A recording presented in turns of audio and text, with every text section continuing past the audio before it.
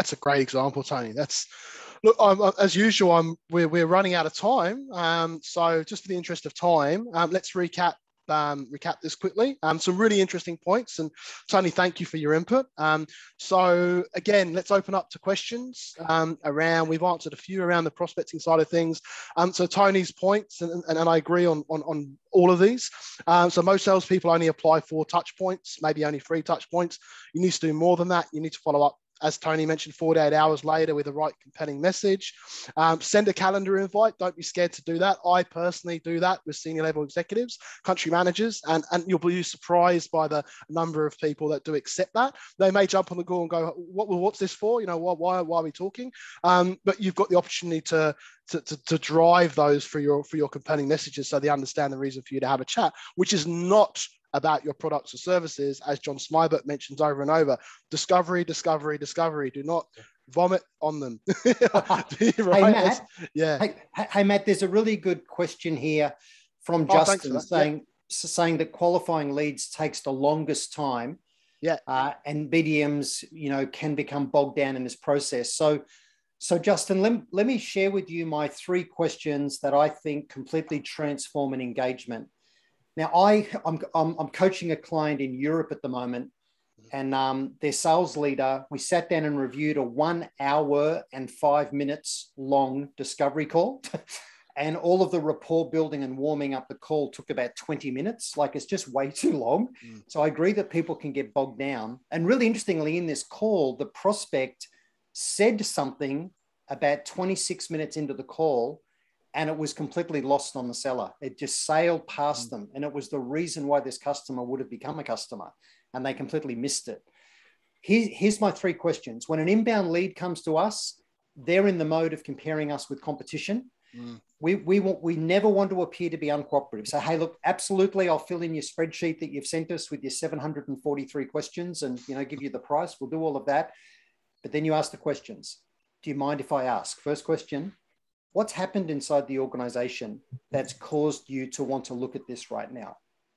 Next question, if you were to change the way you're currently working, whether you went with us or anybody else, what improved results are you looking for, both for the organization and for you in your role? And these questions reframe the engagement. They take the focus away from comparing us with competition to instead focusing on the business case for change. And if the person says, well, look, I'm not even sure why you'd ask that, just fill in the spreadsheet and send me your price, you can say something like, oh, look, the reason I'm asking is I work with people in your role all the time, and it's not uncommon for someone in your role to be tasked to go and evaluate the market and even implement the change. But unless this has the right level of executive support and commitment and the right level of funding, it won't be successful as an initiative, no matter who you pick. So I know you're trying to manage your risk of which vendor to work with, and I'll definitely help you with that. And if we're not the right organization, I'll let you know. But just selecting someone who has a product that can work for you is actually not where the lion's share of your risk is. It's in executive commitment and funding. So let me help you validate the business case. So when you take this up the line, right, you get the right level of funding and support. And then your third question is, hey, where do you see the risks? Where do you see the risks of getting this implemented successfully? And if you can drive that kind of conversation, you're qualifying based on level of engagement rather than based on simple things like BANT. Do they have budget, authority, need, and timeline? So think about at the degree to which they're sharing insider information and access to others is the real degree to which this deal is properly qualified, and it speaks to my probability of winning. Great stuff, Tony. We have a question from Gunnar. Gunnar, sorry, I feel like I've ignored you during this session. You've asked a couple of questions. So many corporate sales people use employee advocacy tools to post content quickly. Interesting. Yes, I use them myself as well, and they do lack responses. I just ran one, and I have 2 replies on LinkedIn, experimenting with a similar social media tool. So how would they improve their activities so that relevant people would engage with that material? And Tony, I think that goes back to the point that you mentioned, what we've recapped before: the right messaging, right, the right people, and all that sort of stuff. Not just blasting it out randomly to a random audience. More tailor, isn't it? Yeah. Content marketing within LinkedIn to generate leads is now insanely difficult. You know, there's over 800 million members, 2 people join a second. The algorithm is endlessly changing. And your content is not going to get surfaced to people who are followers and first degree connections like it used to. So you can spend a lot of time and energy trying to create content in the hope it'll create inbound. It's increasingly difficult. What I think we need to do is to use LinkedIn as our research platform and then proactively drive the right outbound. Now, that includes supporting it with the right content. So your content publishing will be part of your strategy. But as a seller, I would advise against trying to become a content creator to drive inbound, right? LinkedIn is a noisy echo chamber for spammers in the mind of a lot of buyers today. So think about knowing your ICP, your buyer personas, and hyper targeting what you're doing through a concurrent omni-channel approach where you've nailed your narrative, right? You've got exactly the right message, a customer-centric message about their opportunity to drive improved results in their role, where you front end that message by showing them that you know them and you talk the language of leaders and get to the point. Thanks, Tony. Look, for the last final 5 minutes, let's move on to there's some great talking points, hence why we're going on with these points. But let's get the final point discussion started. So it's getting getting in through to the right people, putting the right content out there is great, but how do we target those people? How do we use the internet itself as your database for business development? So we're going to start the final poll now. Okay. So if you could all be as engaging as possible. So we want to understand, how do you source your new prospect leads for prospecting marketing activities? Is it through LinkedIn Navigator? We've covered that tool. ZoomInfo, Trigger.ai, Lucia, provided by marketing, or others. Please jump into the chat box and let us know. Right, so we'll get that started now. And Matt, just while people are responding to that, so just let people respond to this. So yeah, sure. How do you source your leads? I just want to say that Peter Strokel makes a very valid point in the chat here that, it's not about being able to connect with people. It's about getting them to engage. He's dead right. We have a challenge of engagement, not a challenge of being able to actually get a message to people. The issue is, how do you have that message break through and create some kind of engagement?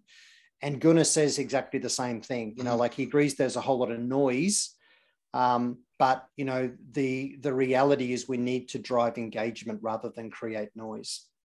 So around the driving engagement, obviously we've got to reach the right people. So Tony, I guess if databases are shrinking all over the globe, and if that sounds inaccurate, please correct me, but from my experience with my conversations that I've been having with marketing professionals and country managers across tech companies, probably more in Australia and Southeast Asia, what I'm hearing is, due to data protection laws and due to generally not even data protection laws, a lot of tech companies are actually taking the notion of following GDPR and those sort of things around the world, even though the laws haven't quite changed in Australia. There's been some government officials that have mentioned certain things that we should be doing, but they've taken that quite seriously.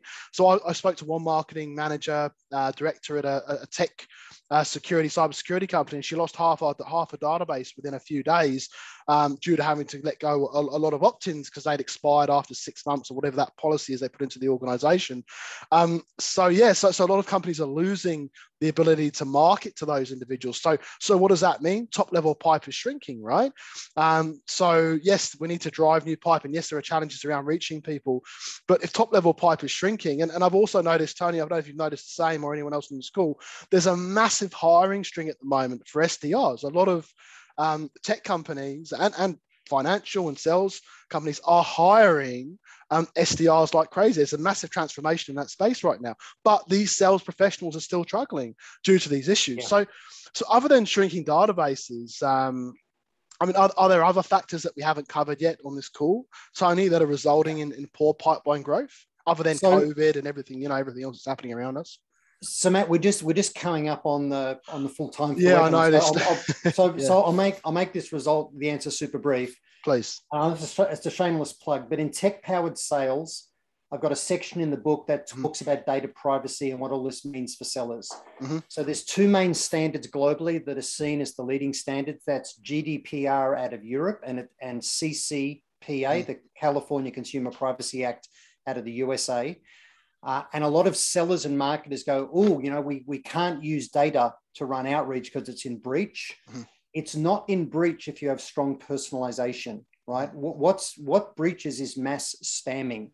So there's an approach for sellers that enables them to work with data and not fall foul of any of these rules. The book explains exactly how to do this, but the key is around personalization. And you can use the live, living, real-time database of the internet itself for you as a seller to go and drive effective outreach rather than in-house databases anyway. And that's for a platform like Trigger.ai, which finds contextualized reasons to contact people while you'll find that works. So thanks, Matt. I really enjoyed being on the webinar. Yeah, thank you very much, Tony. So just to quickly wrap up, again, I'll send out the email communication regarding the books to the individuals. If you need to contact any of us, please reach out to us on the details as well. Tony, really great having you on the session today as well. Thank you so much. Really enjoyed today's session, and I hope the audience felt the same way. And you'll all receive the recording shortly as well. Thanks, Matt. Thanks, Tony.